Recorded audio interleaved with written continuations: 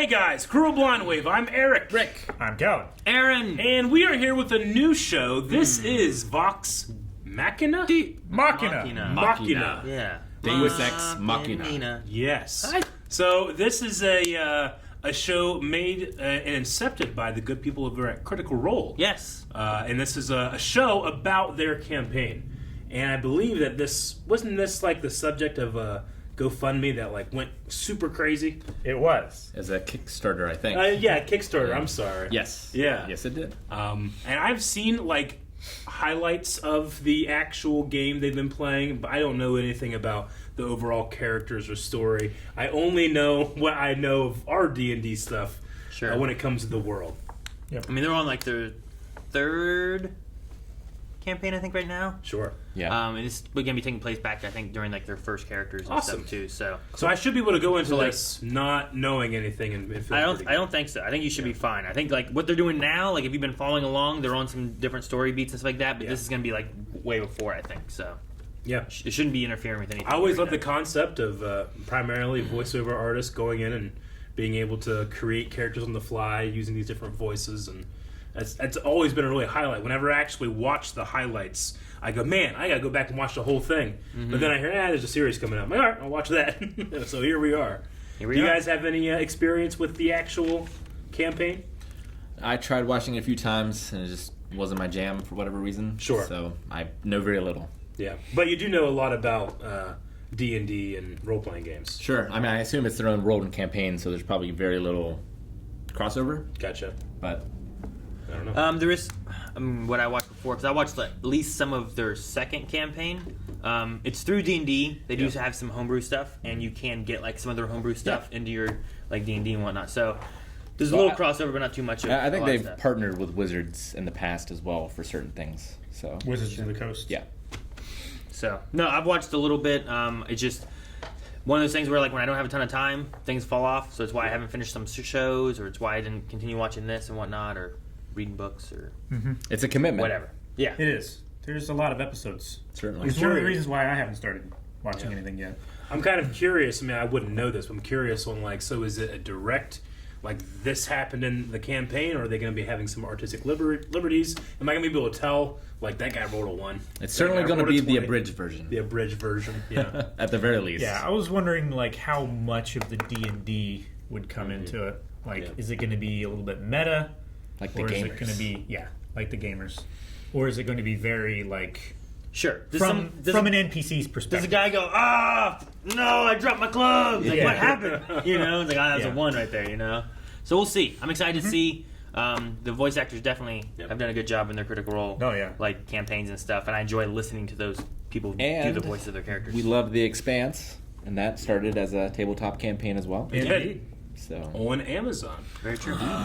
We all should say, too, that we're excited to jump into this, but we know that because you're watching this video, you're excited for us to also check out this new show. And please, if you're here and you've seen us before, or this is your first time, and you are not subscribed, this year we're trying to get to 1 million subscribers. So help us out and go down to the button there and hit that subscribe button. Down there. We also offer over on our Patreon, we offer full-length reactions. This being the first episode of this show, you actually can go right now down in the description and find the full-length reaction. If it's something that you're interested in, please consider supporting us at Patreon. But this one is available to everybody to try out. And remember to bring your own show footage. It's just our reaction down there. So this is on Amazon Prime. Yep, you sync it together, watch it together, and we get started together. like right now.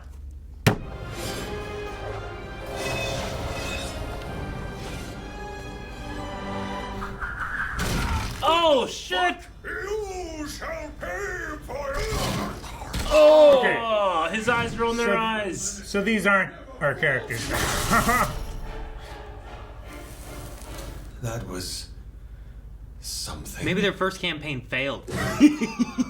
All of our mercenaries slaughtered like lambs. I state my case again. I will not send our remaining army beyond the city walls until we know who or what our enemy is. We must find more mercenaries. And where, might I ask? The Taurian butchers are butchered. The murder hobos murdered. The death dealers are all dead. Murder Find hobos. someone worthy! Do not rage. until you bring me the greatest band of mercenaries in all of Tal'Dorei. In all of Tal'Dorei. That outer shot was real pretty. It was. That looked like D&D art. I think we should go to another. Oh, We only have the mug was one right there. In the mug? Okay. Oh, watch it, bitch. Hey. Hey, you watch it, dip nose. Easy, Frog. We don't waste our time on talking assholes, Whoa. remember? Another round for Vox Machina, the greatest band of mercenaries in So that's the name of their group. Yeah. Look at you scrawny ass. Too weak to tickle your own pickle. Are you offering to help? Yeah. Yeah. Fuck you. I'm only asking you to give me a hand. Oh, shit. It took his hand. No thanks. I think he's willing. Ooh, can I keep this? Don't just stand. It definitely feels like a D&D brawl. Yeah. That seems like a incredible Oh, look escalation. at the little shield. Rolling a sheet. Is that? I wonder if that's Scanlan, what he looks like. It's Vex.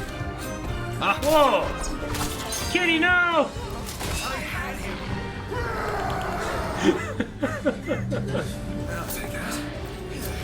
It's a good way to introduce everybody's fighting style. not bad, brother. Oh, she's still trying to puke. I knew it. Oh, no. Now he's got to eat his own because his dog. Every time we go out drinking. Every time. I like the music. Oh, bear, yes! Good boy, Trinket. Over here. Oh, trinket. Oh my gosh, she's dead. Ah, here's Scanlan. My lady's rose I will pluck. My love, it's time for us to I'm guessing he's the bard. Yes, he is. I'm so excited for Scanlan. I was wondering what he was gonna look like. Could you put on some pants and help us? You gotta be shitting me. Oh, shit. Hi. First, you people drink me dry. Then, you destroy my tavern. Whoa. What is that gnome doing with my daughter? It's probably best you don't know. It's a Who's paying for all this? Goodness, such a mess. Absolutely dreadful. Hello? Yes, excuse me. Thank you, much appreciated. And stay out! Vex and Vax only care about themselves. Fuck you. Grog just wants to murder everyone. Yeah, pretty much. Percy barely wants to be seen with us in public, and Scanlan wants... To bed, everyone in the realm. Yes, you can say it's Keelan. I'm not ashamed. right under the bulletin board. Oh, apologies. Has a mind of its own sometimes. What's the matter with you? Come on. That's how you get kicked, man. Yeah. This is our purpose. Fighting for justice, for glory, protecting the kingdom and stuff. And most importantly, lots of money!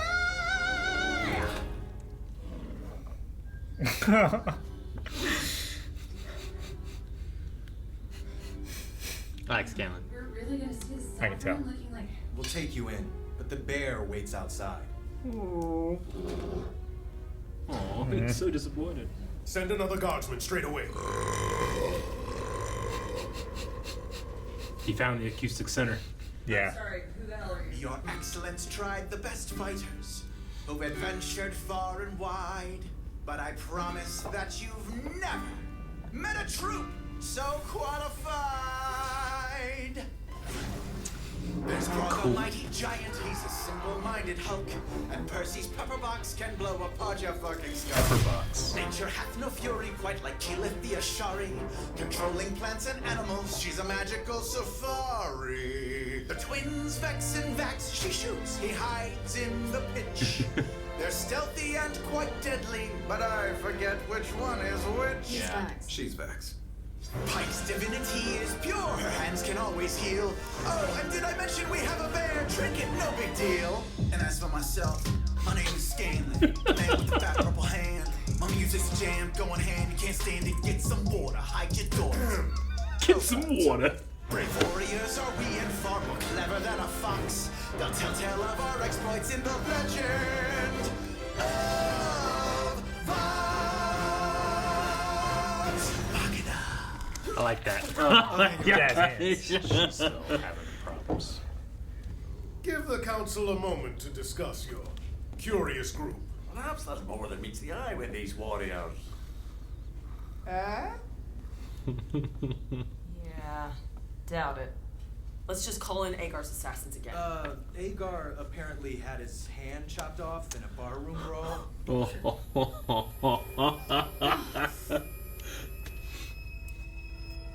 Very well. You're hired, Vox Machina. Mainly because I like the band.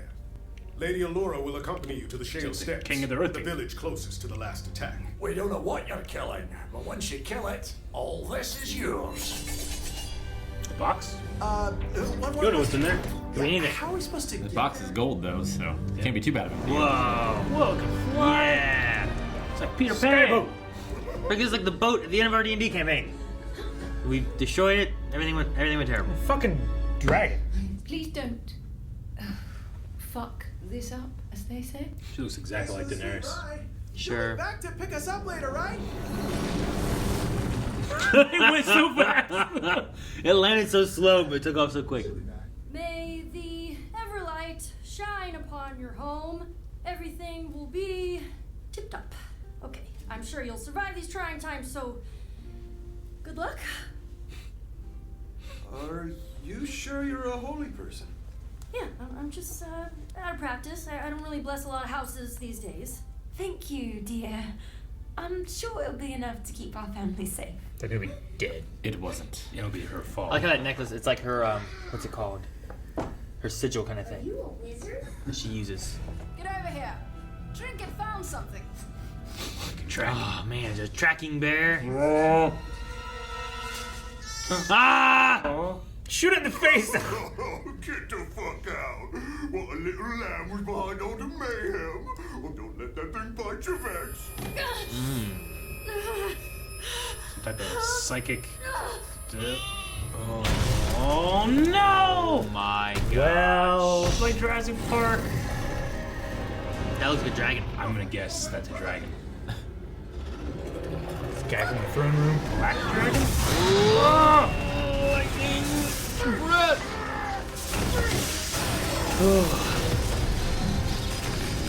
Run, Cricket, run! Scanlan! Dude, took out all these trees. Roll initiative.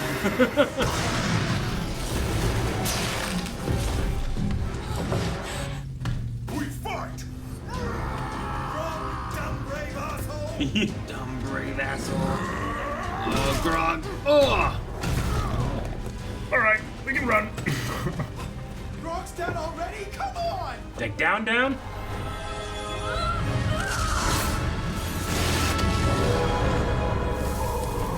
Isn't he just okay with that, though? He's a lightning dragon. Did I just make it worse? Oh, cool. Oh, that's real bad.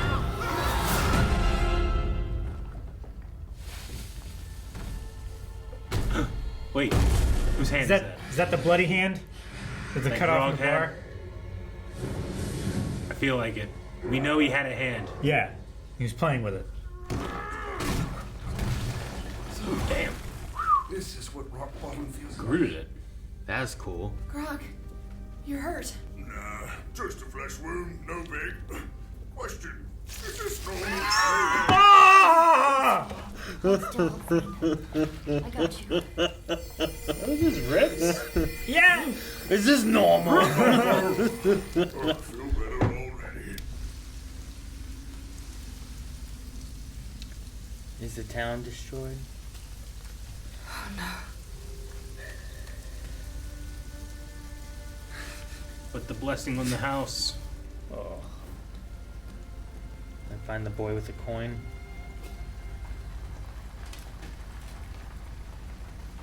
Are both kids there? Mm-hmm. I didn't think so. Oh, I thought it was the The brother and the sister. No, just I the think there was mom just was one holding the kid. sister, I think. That's why I was like, where's the kid? Pike! Get over here! Aww. Please, Everlight, let your power reach him. Pike, please. Shit. We could have stopped this. Should have. What the hell are you doing, Scanlan? Thinking of a rhyme for dead dragon?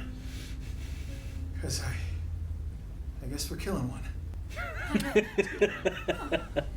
don't like losing. But now I'm feeling things. On the inside, they don't feel right. So yeah, I'm with you. That was actually well stated, Grog. What was? Never mind. Count me in as well. You all realize we're going to die a truly horrible death. Perhaps, sister. But we'll die gloriously. And we'll kill a fucking dragon.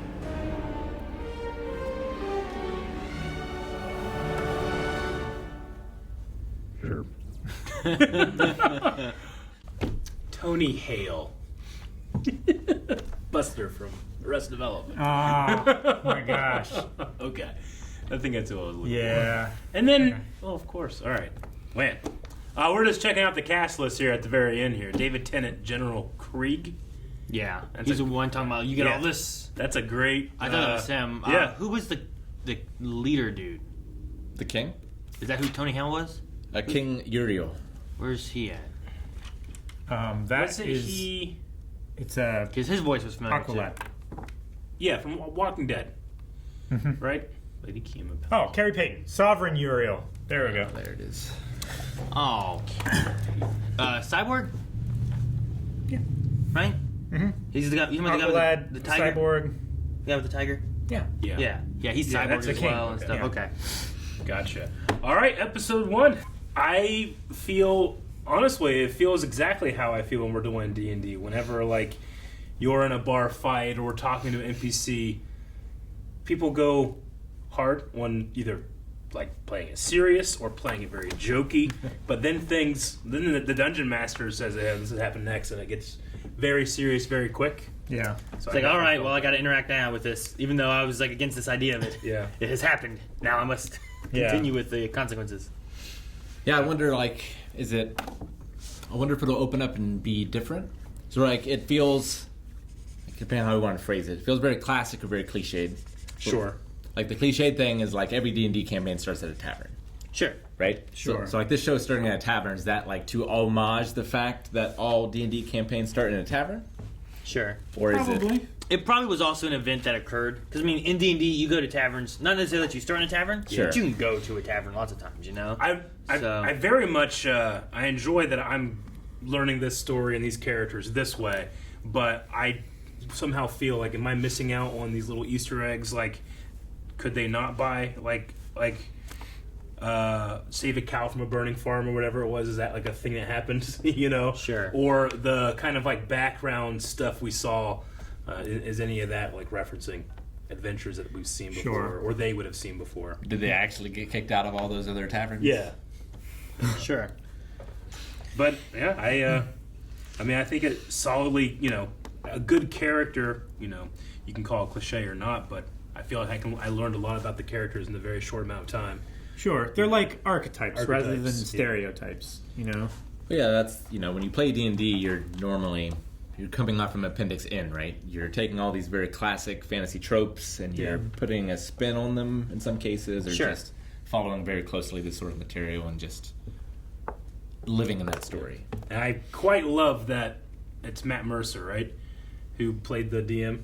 Or who was the DM? He's doing so many of the NPC voices. Yeah. Sure. I really like that. He's not doing everybody, but he's doing a lot. Not everybody. And he's also a member of the main team, which is nice too, because he's voicing Trinket. Yeah. It's like, that's funny to have that. That's why I was laughing. I was like, oh my gosh, he's doing so many. Don't get D. Bradley Baker. Damn. No. And like they refer to the NPCs as like merchant. Like they don't give them names. Yeah. Mr. Fisherman. Mr. Fisherman. If that's your real name. Yeah, it's like shedding light on the idea of like you see a fisherman. Are the other shorter characters also gnomes? A halfling, I would say. Halfling. He said simply Scanlan gnome. and Pike, I think, are halflings, right? Okay. I didn't see any I don't think they're gnomes here. gnomes. I think don't they're think. halflings. Okay. I thought least that not a traditional gnome. Okay, I thought Scanlan was called a gnome, but maybe that was just meant to be an insult. I thought the tavern keeper called him a gnome. Yeah. What's that gnome doing to my daughter? Yeah, but was he meaning like he wasn't meaning he's an actual gnome, but he's a halfling? I don't know. It just depends. Like, I mean, when you make a D&D campaign, you can say that dwarves look like elves. You know, Gotcha. It doesn't Yeah. Sure. Like, you're making up the rules as you go. Okay. Sure. Like, They like could be gnomes usually have more fey blood in them and have pointy ears. Which he does have pointy ears. Yeah, both. I think him and Pike both do. Yeah. So they might both be gnomes in this one. They're taller than they normally are. I viewed them but- as being halflings, Yeah. but that could just be my biases. Yeah, You know what I mean? Sure. I like So- that they acknowledge Vax and Vex are going to be something that I get mixed up every time. Yeah. Rock looks very much like a Goliath. Yeah. I wonder if... Like, he's very close to a Goliath, and I think that's a D&D trademark. Okay. So I wonder if they I got guess- permission or I just assume orc. what exactly, but... What he would be. Well, like I said, most of their stuff is based on D&D, and they're sponsored by most D&D stuff. So I would imagine it's collaborative. I didn't between see any all of like it. Wizard of the Coast stuff in the credits, but But He's I mean, bigger than a they horse. called him here to a giant sure. rather than Okay. calling him a Goliath, and the Goliath is like It's a half giant. It's a half breed of a giant and like a human. Yeah. So they could have gone that way. I do know that in running their stuff, Percy was like a homebrewed class, kind of like a technician engineer thing. So like his weapons and bullets and stuff he makes. Sure. But they're very strong. But they can also They're unreliable. They can also fail easily too. So like he Sure. in the brawl, he like and didn't do anything. Ah! Yeah, they You called know? it pepper box. Yeah. Which I didn't know that was a thing in D&D. I'm very. No, that's what I'm saying. It's not a thing. No, That's a homebrewed class That's they a homebrew- created for their. It's like a medieval gun. They Pepper created box. it for their Well- D&D campaign, and he played that, so it has its own rule set in Okay. a world that doesn't typically for D&D have that rule. Yeah, set. that's more of like a Pathfinder class. Pathfinder has a class like that. Because usually you see like it's like a small crossbow for a gun. Sure. Pepper boxes, like that kind of thing.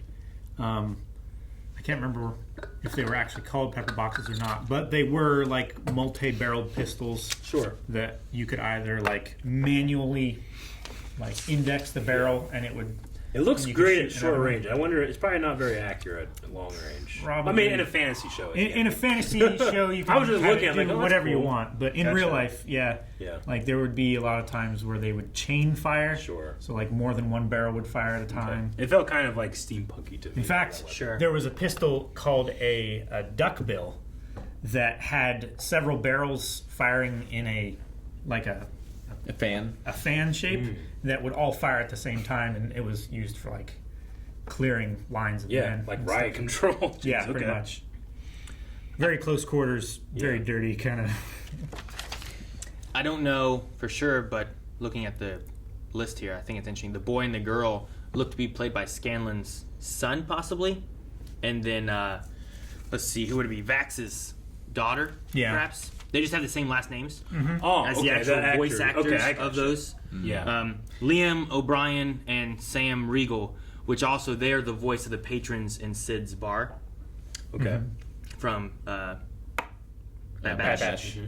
So, and they've done some other voice work Sure, too, and yeah. some Star Wars and whatnot too. But Now, I bet you, I imagine that they're very protective of these characters and what they should sound like, because it was such an integral part of like a voiceover campaign like they had, Sure. Yeah.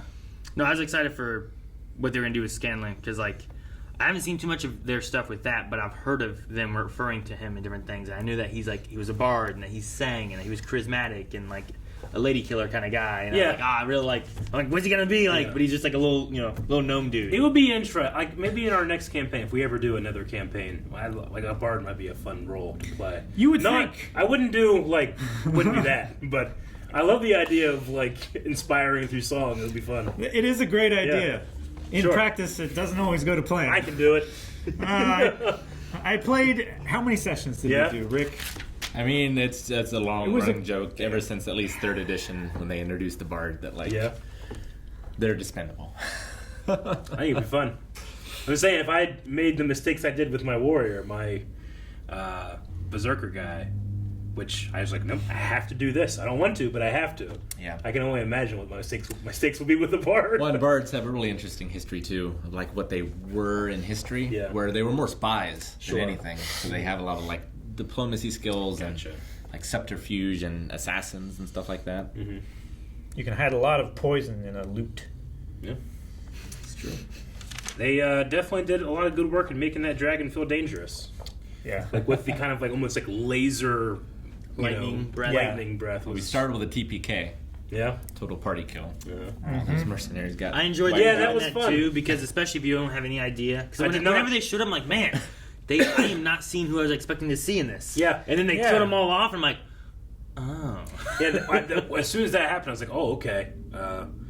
Amazon did Invincible as well. It almost feels like Invincible in that regard, except the plot twist happened very early on. Yeah, but grow up some new characters. Yeah.